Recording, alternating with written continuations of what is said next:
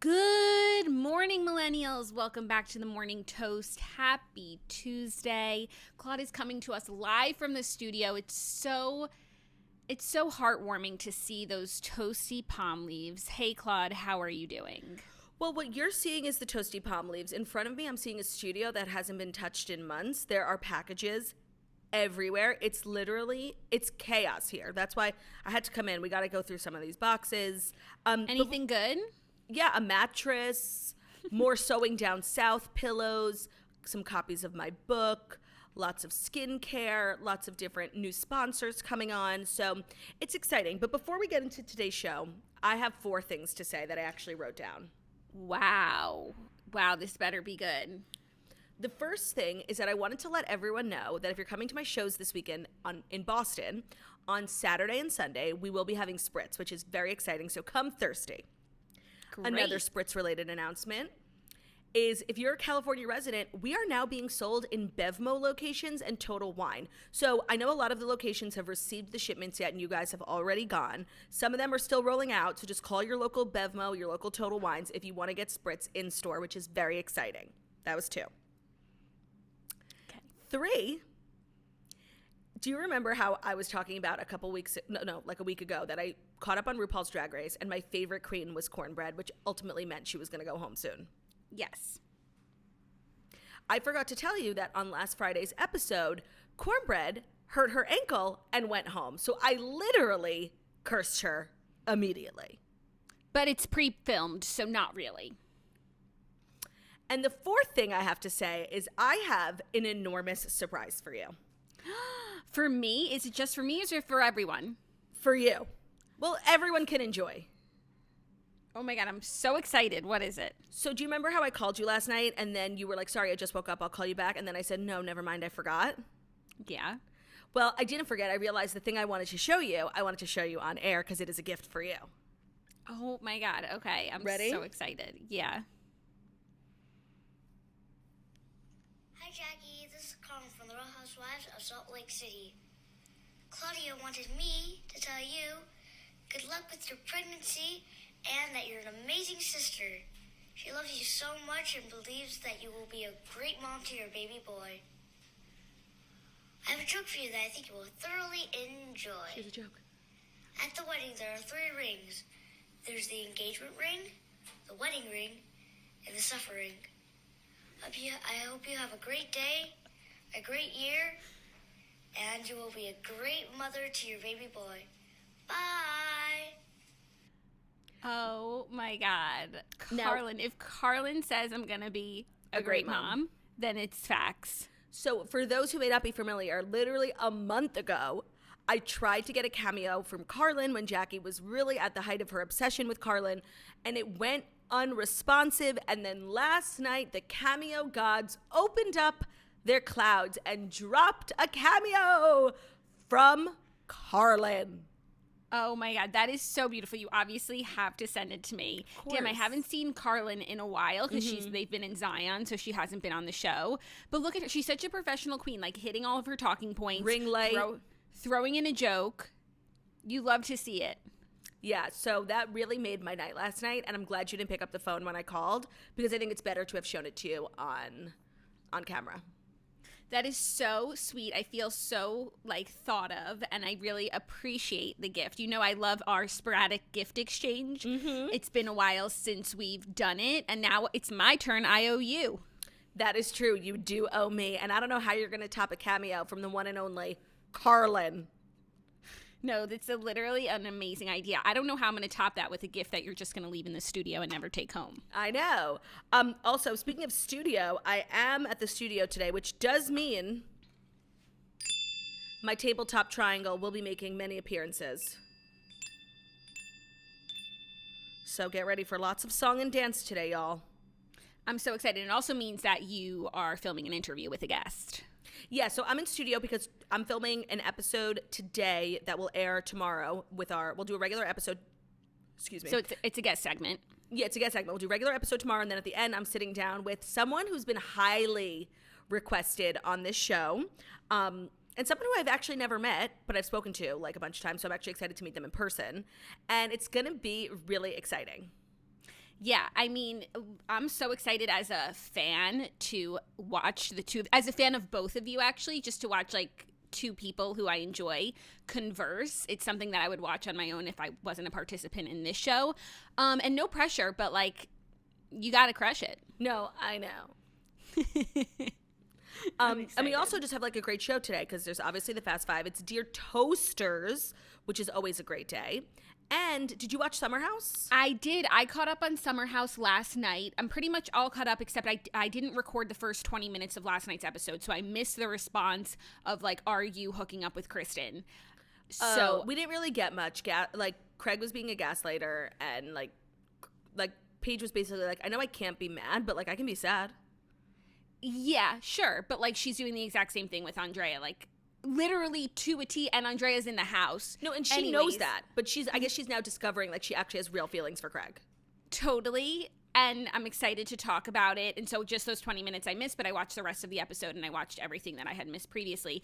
So I'm excited. Yeah, and chat. I just want to get your take on, like, everyone. Like, what your thoughts are. I have some strong feelings, but I'm also seeing how, like, my feelings are already changing. So it's like, I don't want to say anything, like, too hurtful because I can't take that back. Right. And I'm really, I don't feel this way about Summer House, but I feel this way about Housewives. It's like doing this show, I sometimes feel like I might not want to say something about someone just in case, like, we ever have them on.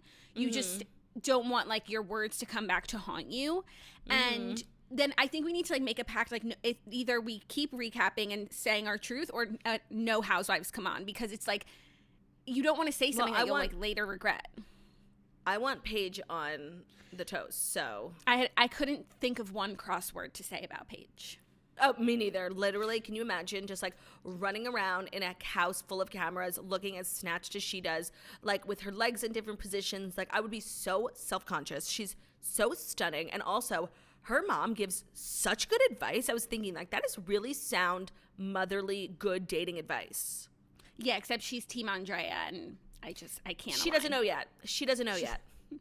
She doesn't know Craig like we do. But no, I wasn't talking about the Summer House cast. Like, I feel comfortable sharing my thoughts and opinions. Your true thoughts. Yeah. And most of them are positive. But it is interesting how, like, people just can grow on you in one episode. And I'm like, oh, I take back everything I said.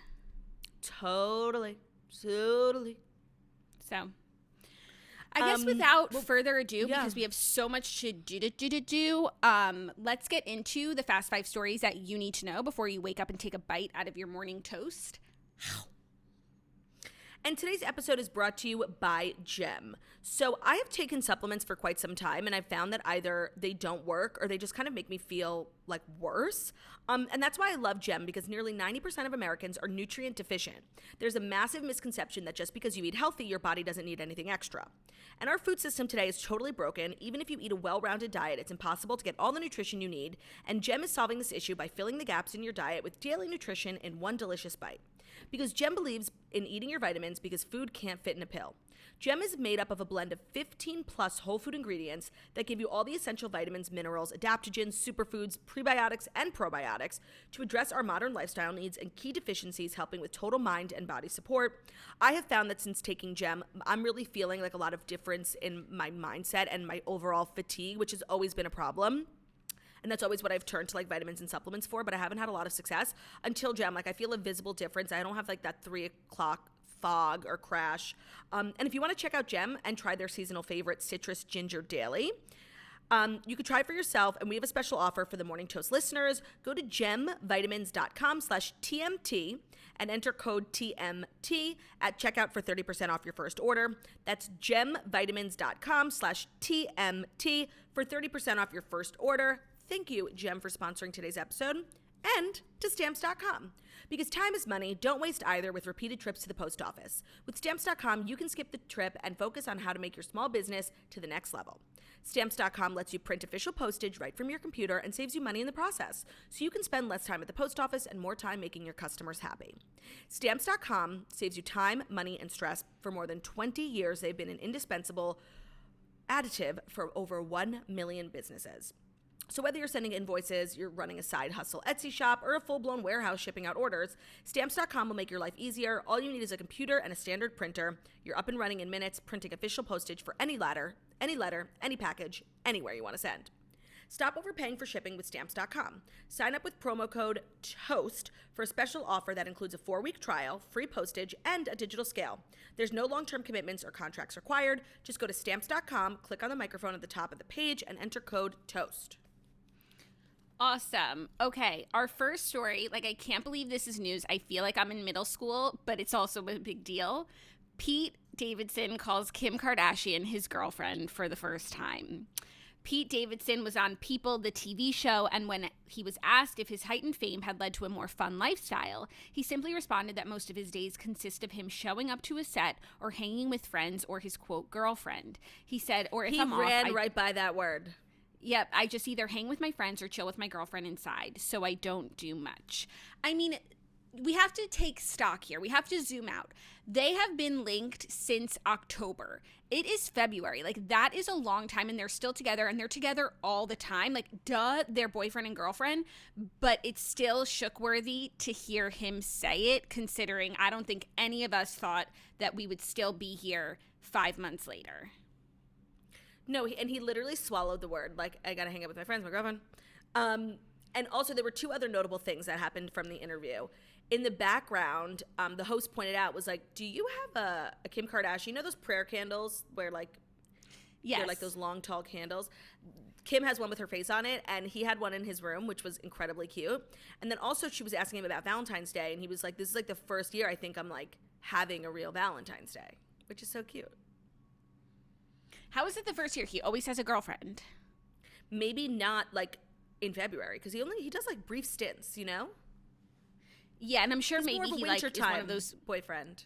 He's one of those guys who, like, breaks up before Valentine's Day, so is, like, not to get too serious, resumes after Valentine's Day. But because he's looking forward to Valentine's Day with Kim, like, once again shows that this relationship is much more mature than we thought it would be. You know, like, when it first started, I was like, this is perfect thing for Kim, you know, bounce back, have fun. But I don't know, the more I learn, the more I think this has OTP potential. OTP potential? You think so? I mean, I don't know. Like, it seems like Kim is in the best place she's ever been. Anything could happen, and Pete does have to, you know, settle down at some point with someone, and maybe it's Kim. I haven't really confronted that thought yet. To me, this is still like, you know, cuffing season fling and, you know, rebounding from however long she was married. But I would love to be wrong here. I welcome that. I doubt she wants to, like, jump back into, like, a commitment marriage, OTP. But you just never know. Like, you expect a rebound and then you just fall head over heels. You just never know. That's the beautiful thing about love. Yeah. So that's really exciting on the Kim and Pete front. So happy for them. Something for the Keat stands. Also, our next story is a little more Pete Davidson news, completely unrelated, but still exciting. New York City is giving Pete Davidson and Colin Jost extra time to move the Staten Island Ferry. So Pete Davidson and Colin Jost bought, okay, I don't know if you know this, Pete Davidson and Colin Jost bought a retired Staten Island Ferry, and they want to turn it into a comedy club. But they're having a hard time. Oh my God, I love that idea. Yeah, they're having a hard time moving the ferry and, like, getting it into port, literal ship at port. But the city is giving them extra time to figure it out. The massive ship called the John F. Kennedy was still berthed Saturday on city property near the St. George Ferry Terminal, well past the 10 business days they were required to move it by. However, the Post is told that City Hall is giving them an extension. They're working with us. They know it's not an easy task, and they're being very helpful in helping them get the boat to a pier.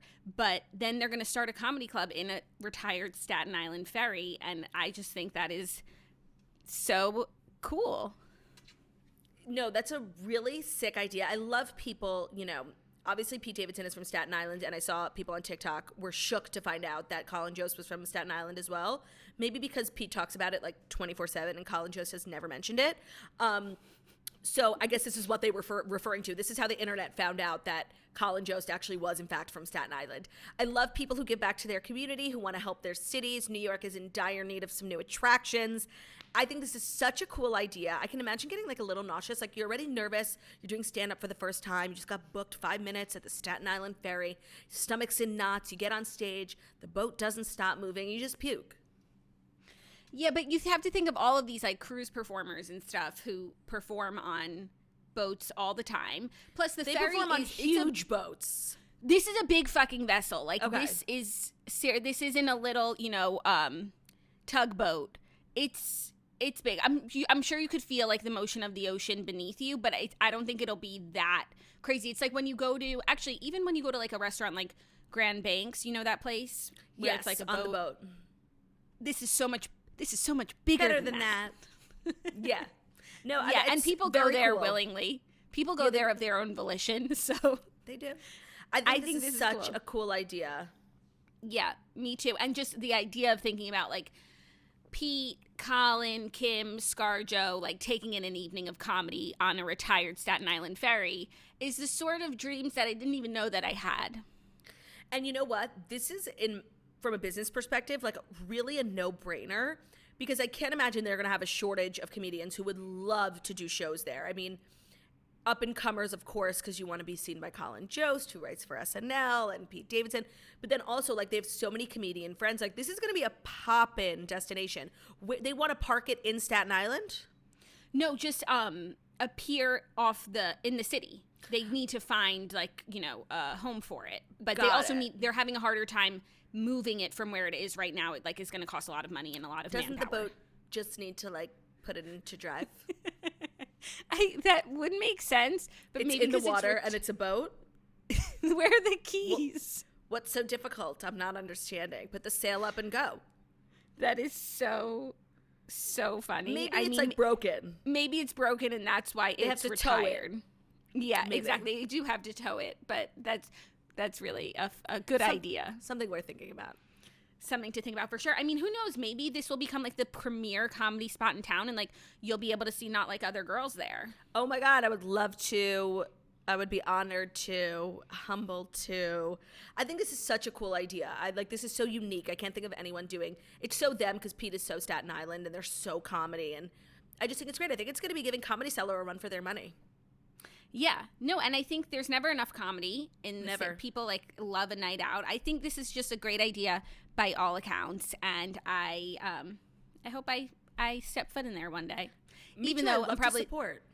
I'm the one who would get queasy. Like that's too much for me, but I'm very delicate with the motion of the ocean, so I'm not one to go by. But You're so delicate. You just make little small poo rocks. small poop rocks. Oh my God, that was Small poo so rocks.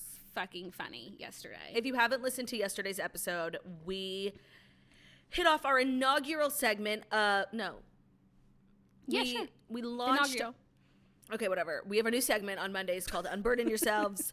And if you want to submit, I just want to stress the email is unburden yourselves, plural, not unburden yourself. We couldn't get And you that know email. what? Right. And because of that, we're going to make the name of the segment Unburden Yourselves. Because why do we need to make it so fucking confusing? It's Unburden Yourself, but the email's Unburden Yourselves. It's just, the whole thing is called Unburden Yourselves. It ain't I changed right. it. I realized that yesterday, so I changed it in the description of the episode because I was like, why are we making our lives more difficult? Harder. Yeah. It ain't right. It ain't right. Are you ready for our next story? Yeah. Okay, because we are welcoming another queen to the pregnancy club. Shay Mitchell is pregnant, expecting her second child with Matte Babel. She announced that she is pregnant with her second child and said, saying goodbye to a loved one while simultaneously experiencing the joy of welcoming another into this world is the great cycle of life. It is also my most challenging season to date.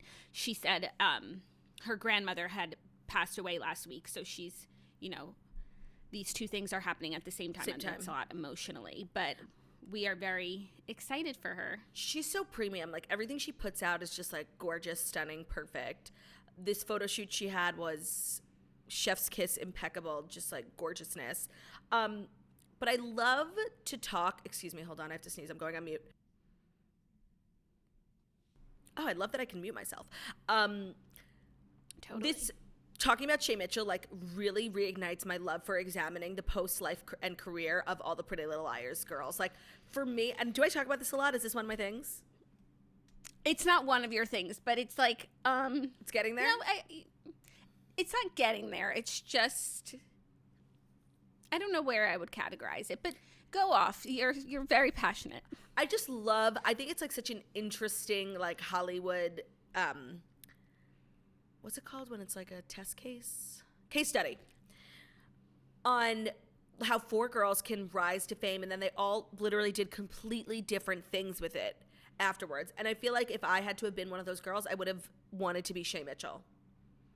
Yeah, but which part do you think that she's excelled at best? Because she does a lot. Yeah, but I would say her career is like being like a really, really high profile influencer. Yeah, but I know she also acts is a little bit. And she's an entrepreneur. She has her like luggage she has a cocktail. Luggage company. And a canned cocktail. Oh, wow. Yeah, she does a little bit of everything.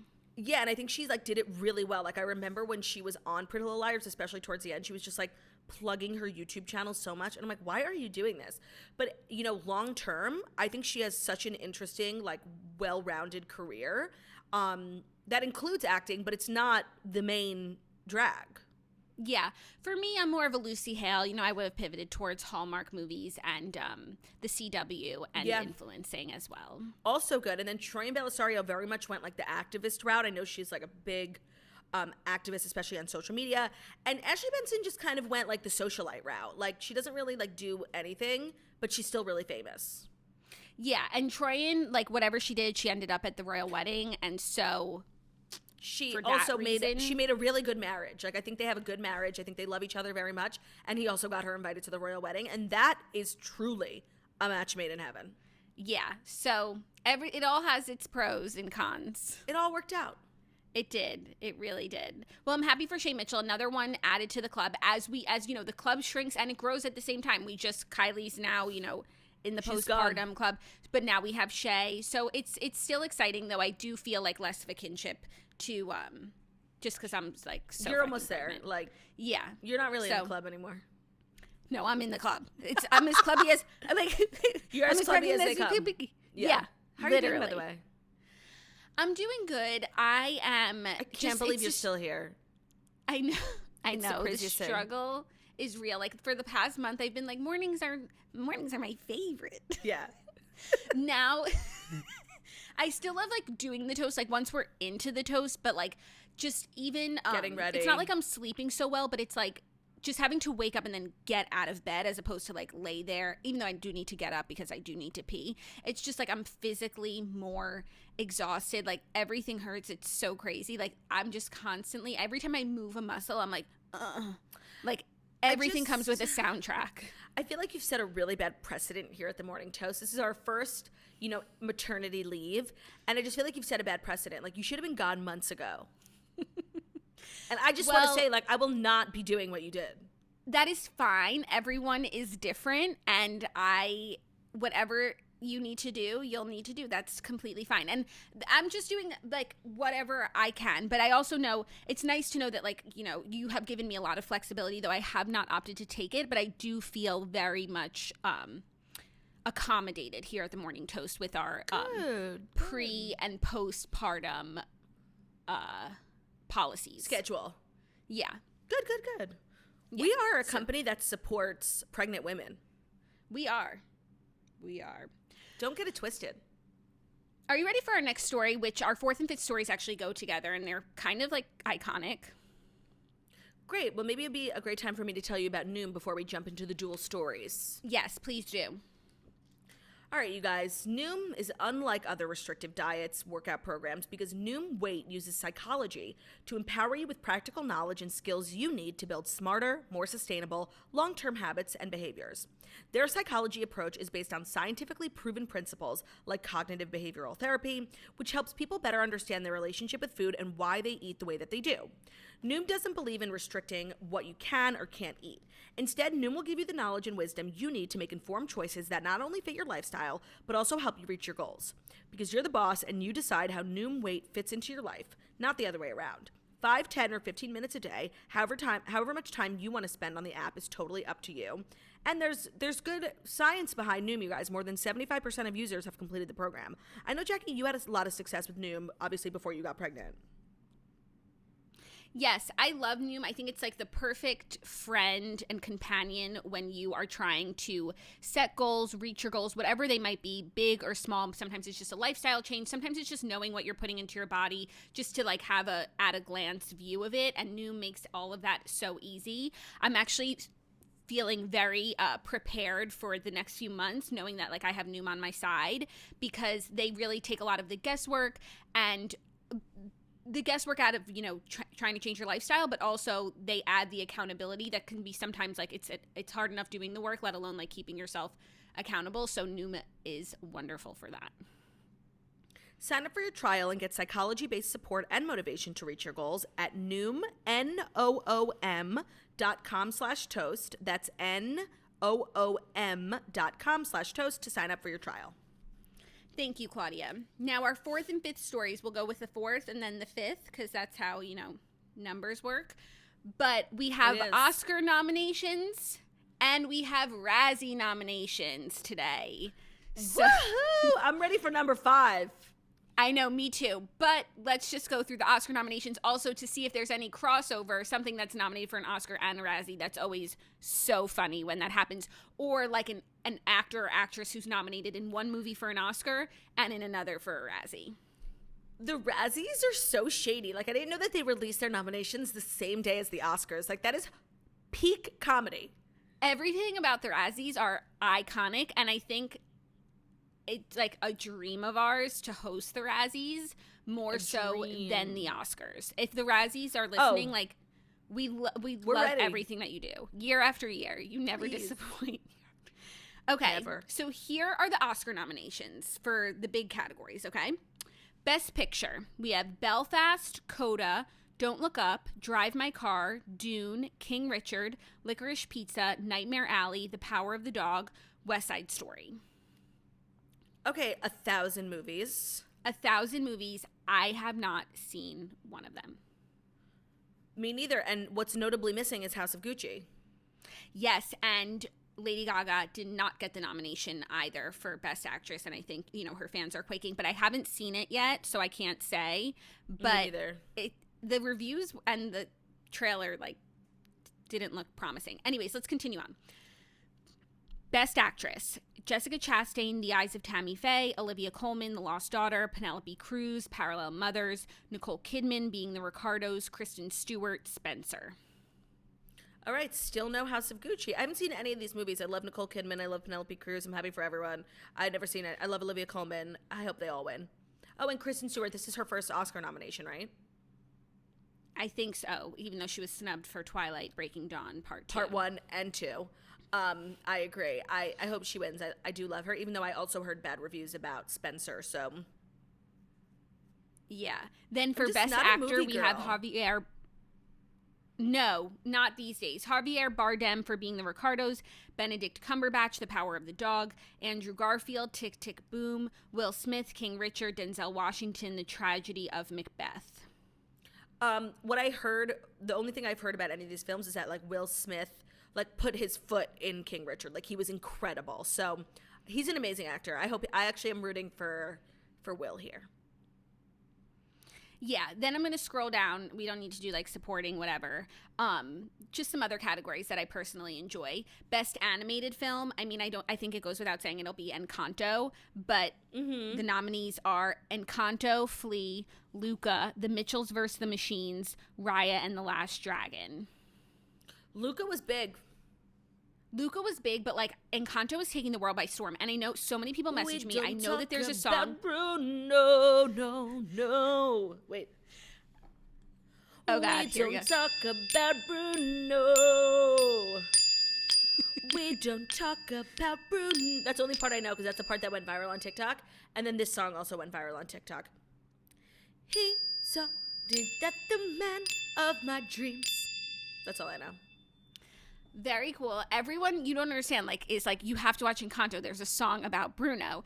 I haven't watched it yet. And Olivia, it was like, Kaylor loves Encanto. And Olivia's like, you have to watch Encanto. Like, you're going to love it. Plus there's the Bruno element. But I still haven't watched it. And, like, I'm sure I'll be watching Encanto, like, for the rest of my life. Rest of your life. I don't need to watch it right now, even though, like, it's iconic that there's a song about Bruno. Watch Poldark. Watch Ozark, Poldark. Yeah, while I still can. Even Luca, there's a character named Bruno. Silencio Bruno. So Silencio Bruno. Bruno is on the up. No, that name is going to be like next year's top list of names. Yeah, no, it's iconic. I love Bruce. I miss him, even though he's just in the other room. Talk about Bruno.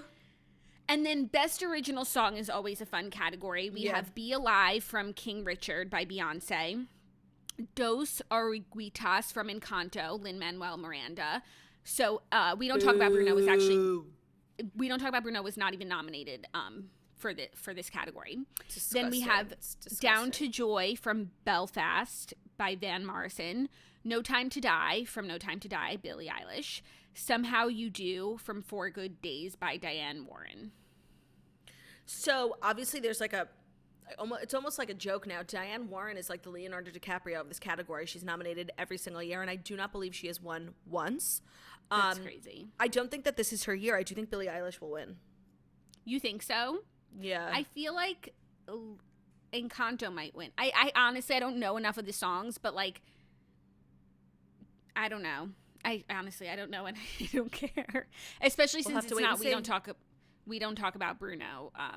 Obviously, should have been the one, but they put forth probably this one instead. Well, I'm holding on for Diane Warren. This year's her year. Yeah, it seems like as good a year as any. Yeah. Now, I can't believe Lady Gaga got nothing. I know. And she like put her whole like life and foot into House of Gucci, and now she has to like do that again for another picture if she wants to be an EGOT. She put her back into it. Yeah. Yeah. You know, she like just leaves everything, like it's probably exhausting. Well, she has the Oscar from Shallow. She has Grammys, obviously. Did she get a Tony? No. Lady Gaga EGOT. Singer-songwriter has 2 Golden Globes, which doesn't count.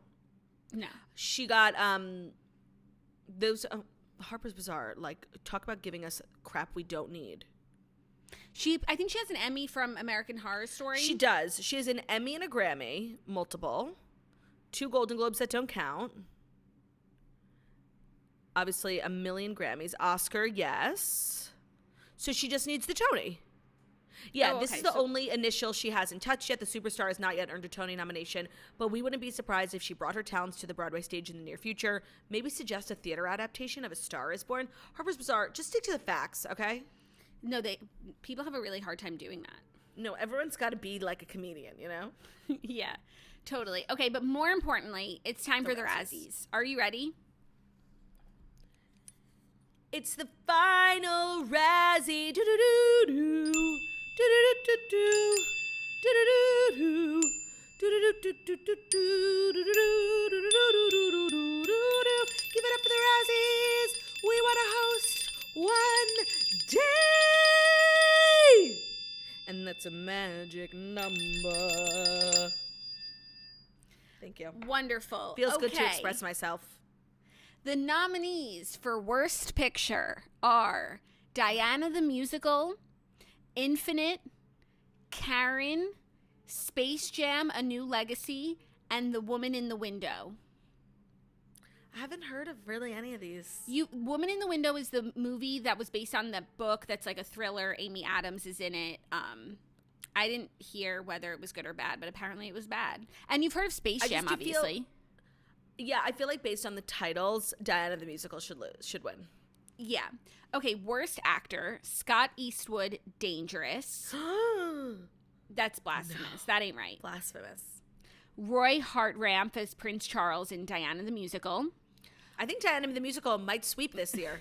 LeBron James in Space Jam. Ooh. Ben Platt in Dear Evan Hansen. Ding, ding, ding. We have a winner. Mark Wahlberg in Infinite. Didn't see it. I think I've only seen one of these movies, but Ben Platt definitely feels like he gave the worst performance. Then we have Worst Actress. We have Amy Adams. Ben Platt like takes himself so seriously. Like, do you think he got like an email from his manager this morning that like he got nominated for a Razzie and like it's bothering him? I do think it's bothering him. I don't think anyone told him yet. I think they're trying to figure out how to tell him. Yeah, delicately. Worst Actress. We have Amy Adams in The Woman in the Window. Ooh, she can't win. Jenna DeWall, Diana the Musical. Megan Fox, Midnight in the Switchgrass. Taryn Manning, Karen. Ruby Rose, Vanquish. It's a tight category. Feeling a sweep for Diana the Musical. I really am. Wow. Worst Supporting Actress. Amy Adams again for Dear Evan Hansen. And Taryn Manning again. Taryn Manning, they're both nominated in both categories. Wow. Damn. She was really bad, Amy Adams. She must have been, if the Razzie said so. This is so funny. So funny. Also, in Worst Supporting Actor, Ben Affleck is nominated for The Last Duel. Jared Leto, House of Gucci. Well, there's House of Gucci's nomination. Wow. Nick Cannon, The Misfits. More Diana the Musical. Crazy I'm pulling stuff. for Diana this year. You are. Okay. You should Yeah. also watch it. I'd rather have a day of watching Razzie nominees than Oscar nominees. I couldn't agree more. So much more complex and dynamic. 100%. Anyways, there's some more categories that are hysterical, but may the worst actors win. Congratulations, Ben Platt. To everyone who was nominated. Like, what does Hollywood, like, think of the Razzies? Because I respect them, but, like, is it something, like, it started off as, like, a parody, but now it's, like, something we've all come to look forward to every year. Yeah, I think probably some actors, like, lean into it, especially if you're someone who was nominated for an Oscar and a Razzie in the same year. I don't think that we have any of that here, but it's funny. Like, I hope that they can laugh at themselves. It's hysterical.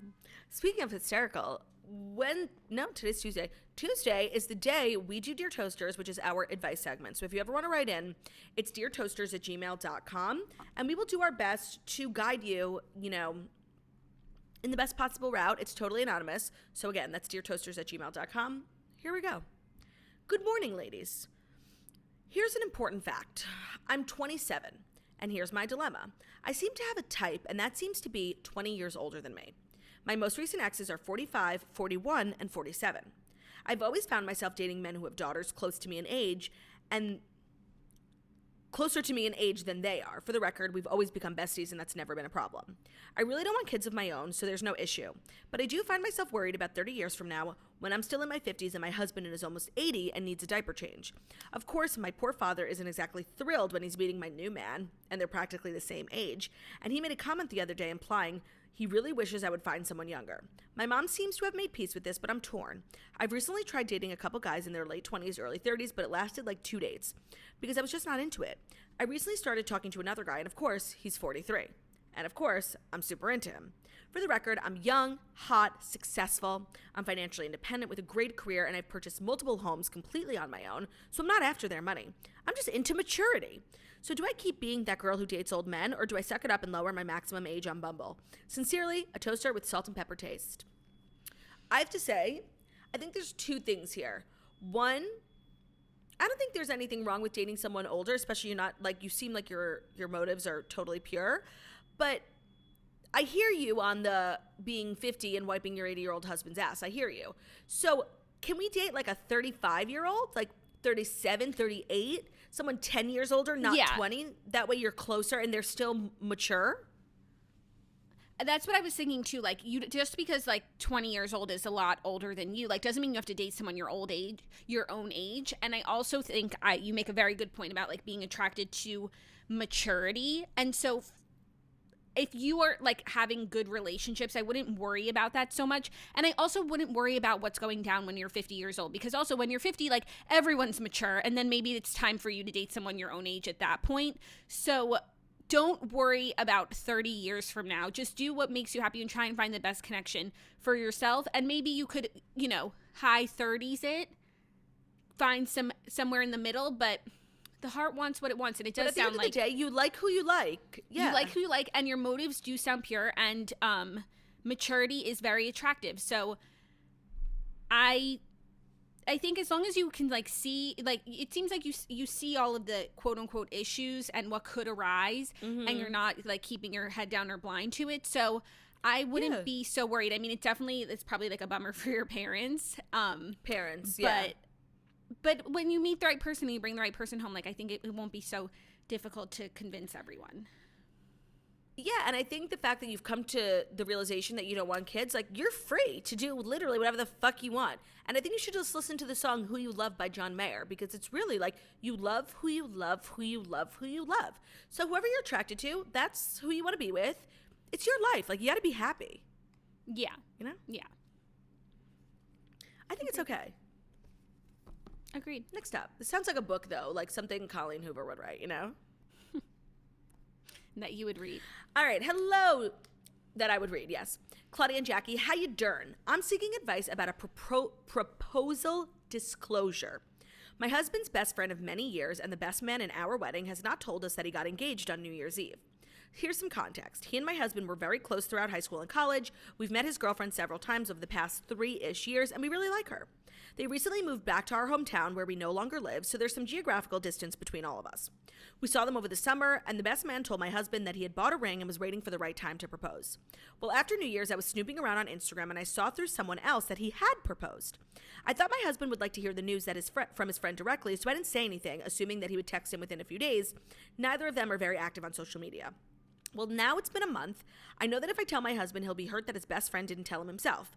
I don't think that they've texted in the past month, but they are in a somewhat active group chat with some other friends, so I'm surprised it hasn't come up.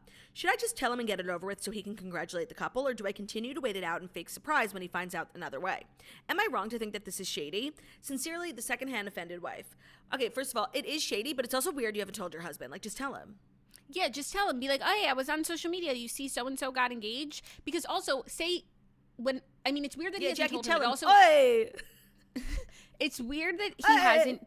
What is that? I didn't say that. That's what you just said. You did. No, you were like, just say, hey. Are you okay? Jackie, rewind the tapes. Rewind the tapes. You literally were like, what are you talking about? Are you? Is she okay? Me. Is there someone in the studio who can They can't hear, but you are gaslighting me. Someone check on her. We'll rewind it. Continue. You said it. Hey. Okay. I lost my train of thought, which is that it's weird that the friend hasn't told your husband, but they also don't seem like chatty, girly girls, like who, are up each other's butts all the time. But, yeah. And I'm sure eventually he'll tell. And then, like, what are you going to wait 3 months and pretend to be surprised? And, like, in these 3 months, you knew, like, just say to your husband, oh my God, I saw on social media so-and-so got engaged. And then he'll reach out and be like, hey, congratulations. I don't think it's that big of a deal. I think you're applying the standards for female friendship and projecting them onto, like, your male friends, your husband's friendship with his dudes. Like, especially if they're, like, don't live near each other. It's definitely not, like, super normal that he didn't tell him, but it's not, like, the craziest thing. I think it's weirder that you didn't tell him. Yeah, it's not super normal, but it's not the craziest thing. And I think, you can put this to bed really easily and in a very benign way by just being like, hey, I saw this. You should, like, send him a text. Honestly, you do sound like a pot stirrer, like, trying to make drama where there's not. No, you're looking for stuff. You're looking for drama. Yeah. Yeah. I mean, you're a stuff starter. Who is it? For drama? Hello, have we met? All right, third and final, Dear Toasters. Again, if you've written us in recently and we've given you sound, sage, or terrible advice, update us. It's not nice. You guys leave us hanging. Like, you take our good advice and then ride off into the sunset. Hello, Jackie and Claudia. First off, congratulations on everything the two of you have going on. Jackie, you'll be the most incredible mom to LC. And Claudia, my friends have told me your show is hysterical. Why haven't you come? Your friends have told you? Maybe it hasn't hit her town yet. I'm writing in because something happened that I still can't wrap my mind around and definitely cannot bring it up to my therapist. She'll think I'm insane. I've had a crush on a coworker of mine for months. The only problem is he's married. I know that's bad, but hey, I'm never going to act on it, right? So what's the harm? Or so I thought. A few weeks back, he and I were alone at a hotel bar on a work trip when things started to get a little flirty. Next thing I know, drunk me decides to tell this man that I think he's hot and haven't been able to get the thought of him out of my mind. I assumed he would just laugh it off, but no. This man, straight face, offers a threesome with him and his wife. I assumed it was just the Casamigos talking, so I laughed and changed the subject. The next day, it was as if nothing happened, so I just went on with my life thinking he had forgotten about that drunken part of our conversation. I was wrong. This morning, in the office, he pulled me aside to let me know that his offer still stands and that his wife loves the idea. I told him I'd think about it and get back to him. Do I do it? I mean, this man is literally my ultimate crush. Also, how the hell would someone turn that down without making things awkward? I should also add to the fact that I've never had a threesome before. Not that I'm not totally open to the idea, just no one's ever offered it up until now. Rude.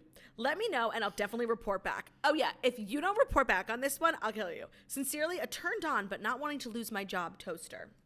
I just want to say one thing before we give advice. Not wanting it to be awkward in the office is not a reason not to turn him down. Like, if you don't want to do it, you don't feel comfortable, turn him down.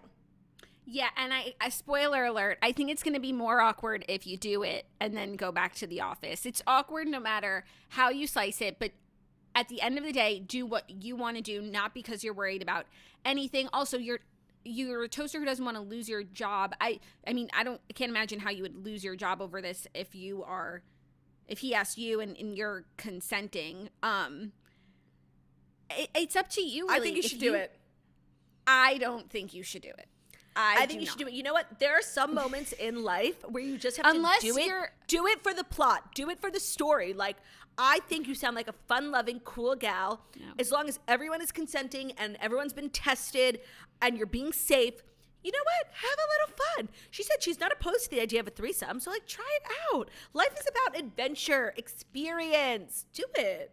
No, I mean, I don't think you should do it, and I can't imagine if I were you, like, and I'm also an extremely, like, awkward in the workplace person, so I can't imagine, like, having a threesome with someone and then, like, seeing them around. I personally would have to leave the job, so if you said, you know, you're looking for other jobs anyway and, like, on your way out, you want to do a threesome, I could consent to that for you, but I think this is bad news bears. I actually have a really good suggestion.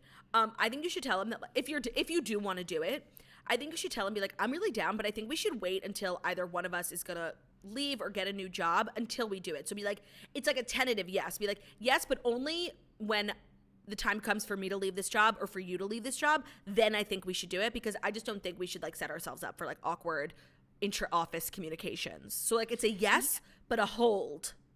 Yes, but, like, people stay at their jobs for years, and then what, we're just, like, walking around the office knowing we have, like, a threesome hanging over our heads? Still weird. It's literally a Tessa Bailey novel. It's a Tessa Bailey novel. No matter how you slice it, things are awkward now. But do whatever you want. I'm just saying, if it were me, I could not do it and continue to, like, work with this person. No way, no how. Oh, let me say, I'm a big talker. If it were me, I would literally run and get a new job and start a new life and join the witness protection program. But I'm disassociated from this, and I'm just, like, hearing, like, you know what? But at the end of the day, none of what we're saying matters. If you want to do it or if you don't want to do it, like, you need to decide that within yourself if this is something you want to do. And if you do, I like my idea of saying yes, but only once one of us is getting ready to leave this company, because we cannot walk around every day, like, knowing what we know.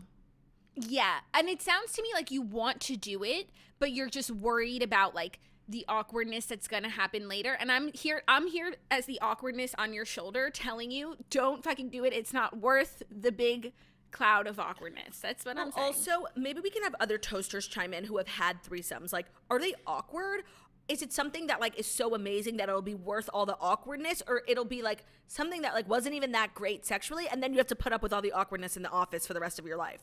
Well, I think like that part could go either way, but it's the fact that, like, you're sleeping with someone who you work with, which even if you were two single people, like, to just sleep together once and then, like, go into work every single day, like, I would find that to be really awkward. But knowing that, like, you slept with someone and, like, he's married and there's no, like, romantic thing happening here, but, like, we've seen each other's bits and we've been extremely intimate, like, that's just a lot to, like, have in the back of your head while you're trying to type up the end of your sales report.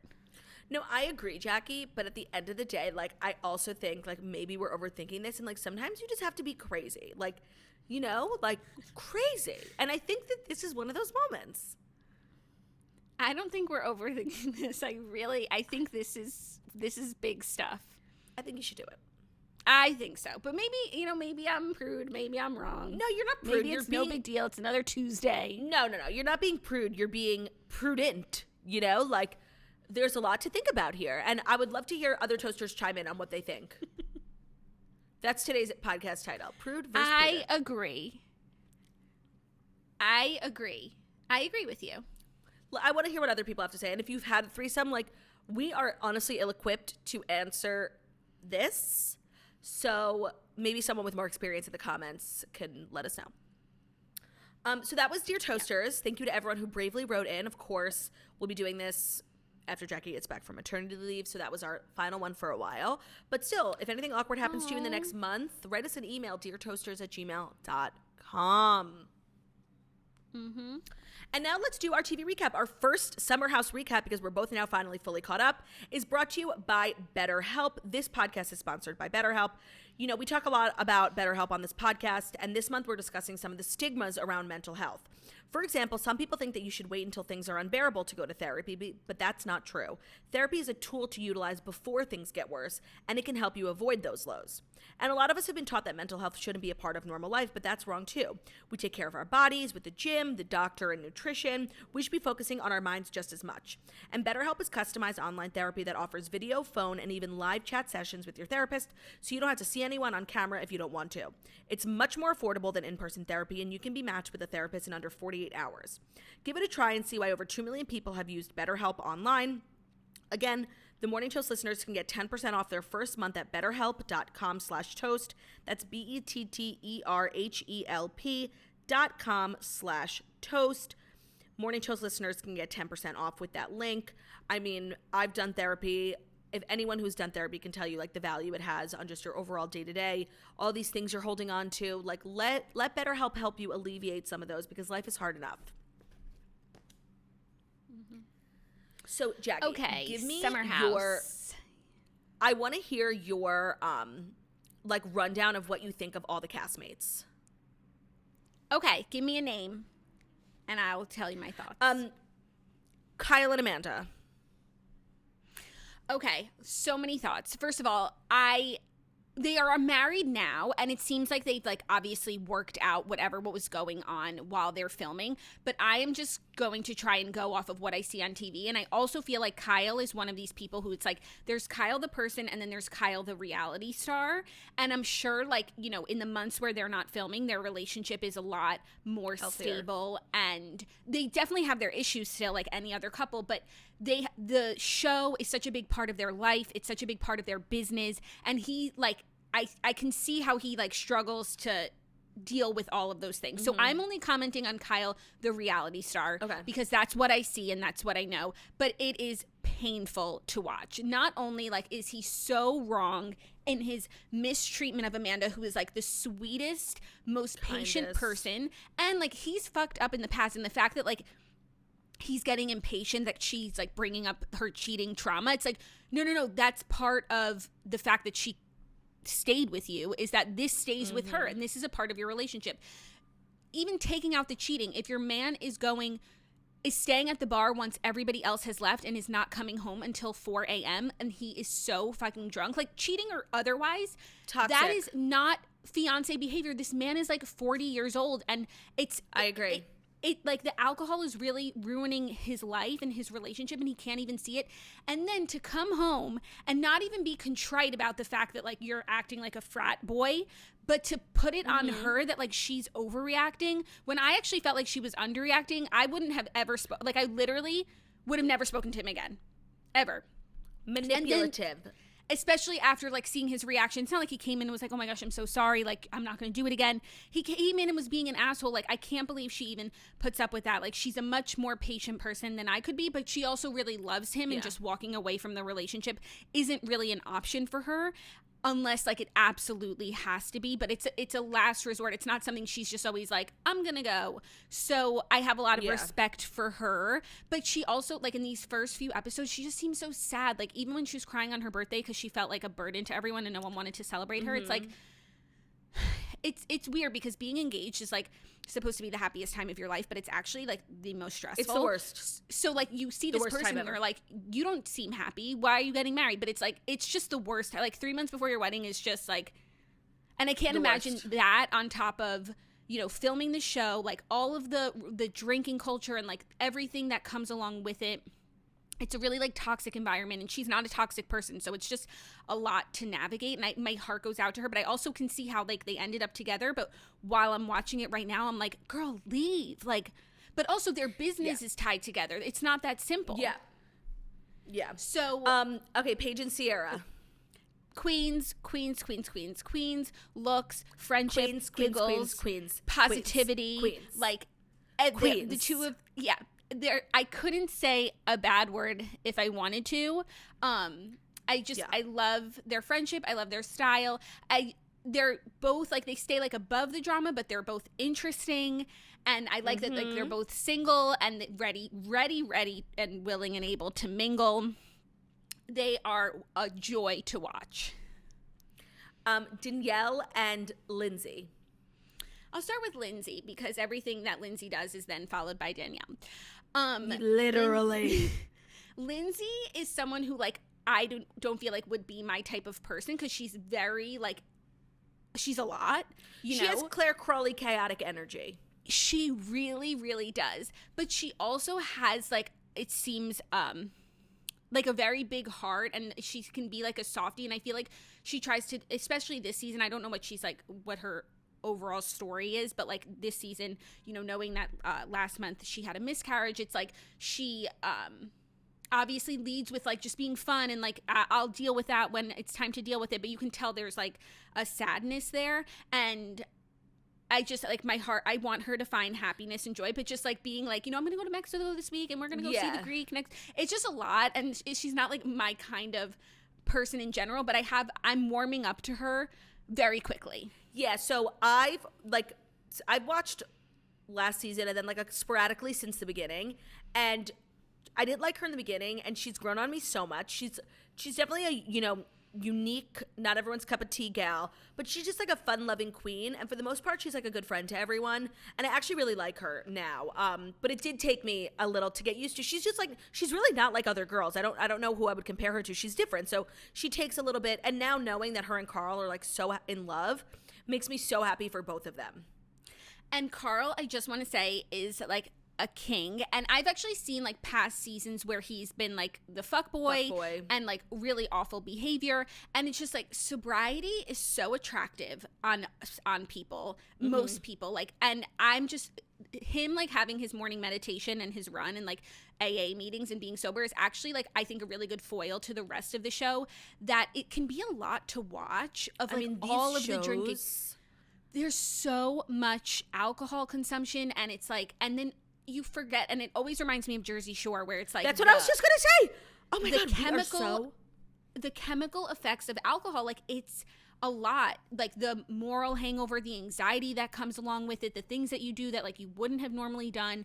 And I do think that like I'm sure, you know, the idea of being sober on a show about drinking doesn't sound like the best idea, but I think it adds like a very good balance exactly to the show, and he to me is like the most attractive one of them all. I mean, they're all so attractive, but okay, now wait, go back. You skipped Danielle.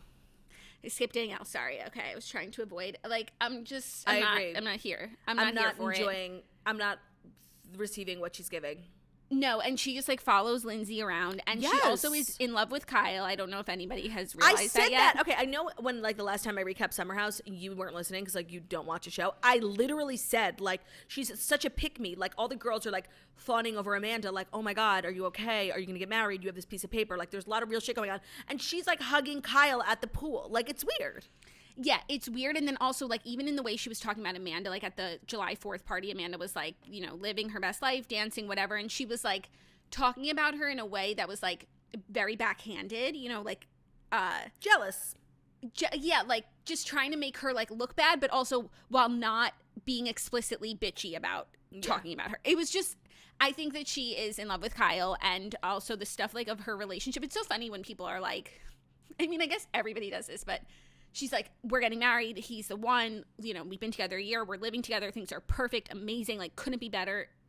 This is forever. He shows up, and immediately they're fighting. It's literally. Like, even though you can't get along for 2 seconds. Robert is a pee-jam. Like, we were introduced to him last season. He's such, like, a team player. Like, all the guys love him. He comes as much as he can, cooks for everyone. He's a sweetie. Like, he's a pee-jam. So, like, if they're fighting, like, I have to assume it's Danielle's fault. Oh, that's so interesting, because I was just going to assume, like, I don't know Robert from Adam, so I was just going to assume, like, Robert's not being there for her in the way that she needs him to be. But that's very good to know. As far as I know, like, he's a pee-jam. Okay, very, very good to know. And other than that, she's just like up Lindsay's butt. She's just always up someone's butt, and it's like it's like boring.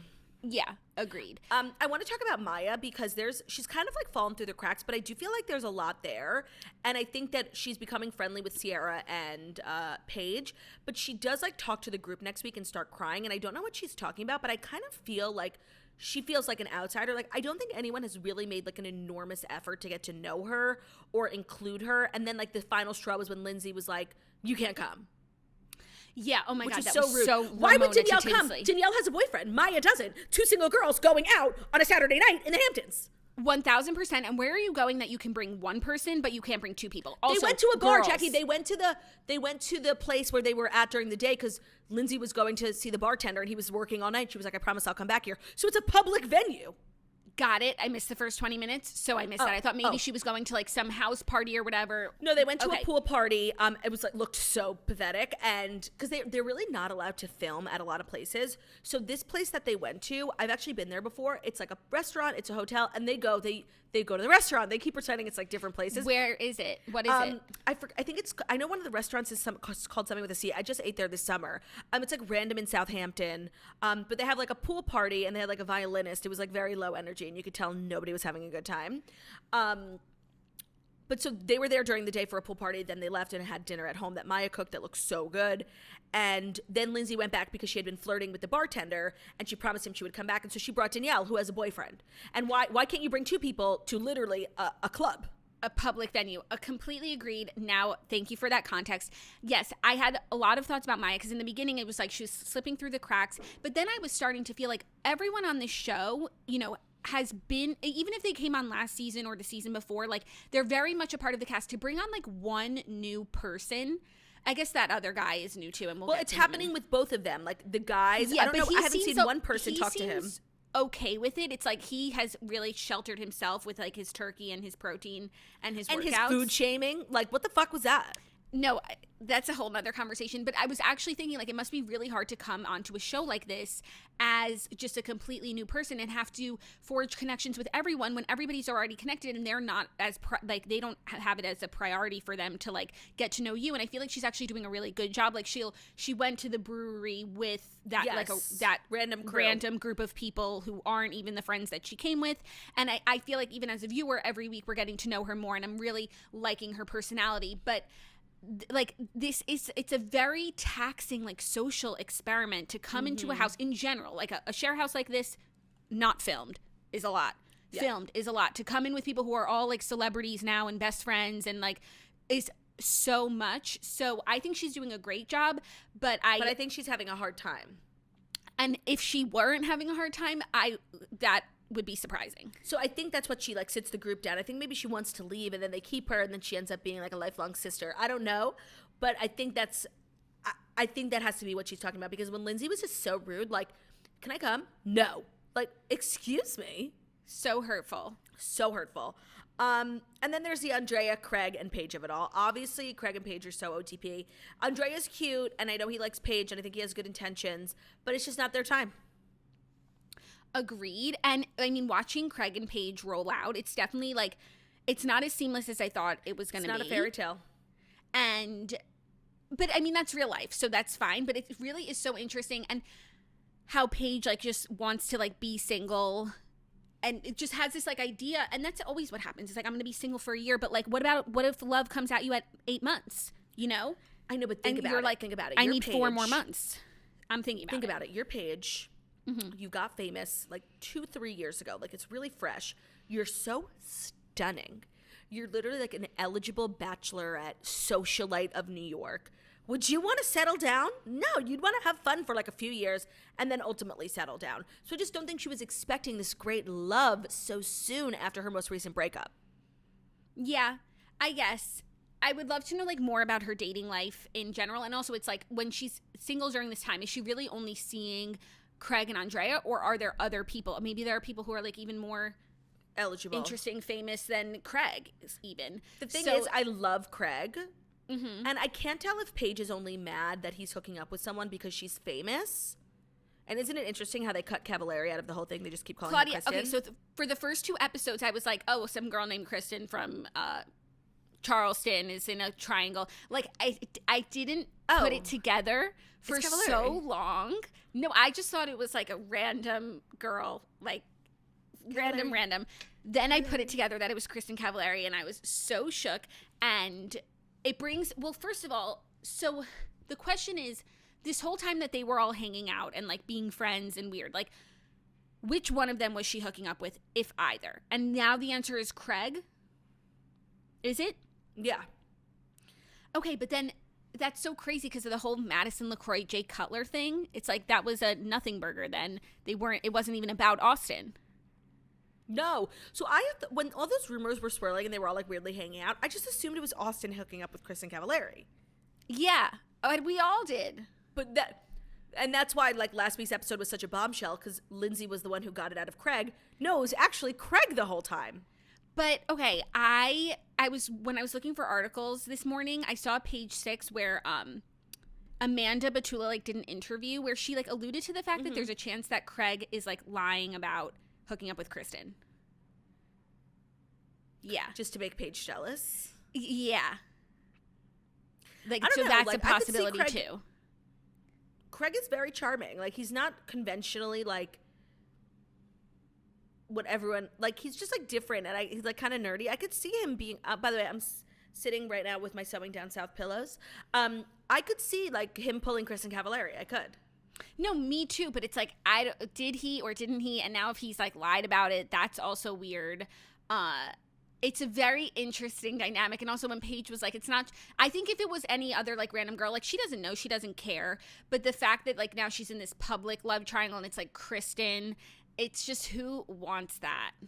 But then when Paige is like, you put me in this love triangle I didn't want to be in, it's like Paige already was in a love triangle herself with Andrea and Craig. So it's really like, it's a mirror image, honestly, except for the fact Andrea's in the house with them and like she's like canoodling with him every weekend. But that's why you can't just like,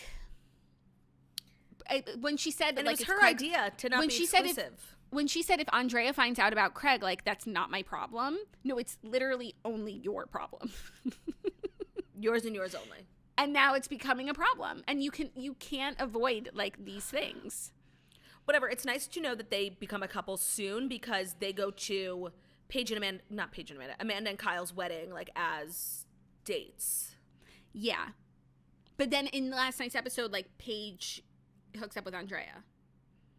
Yeah, which, like, was dumb, but I get the point she was trying to make. Yeah, she's fed up.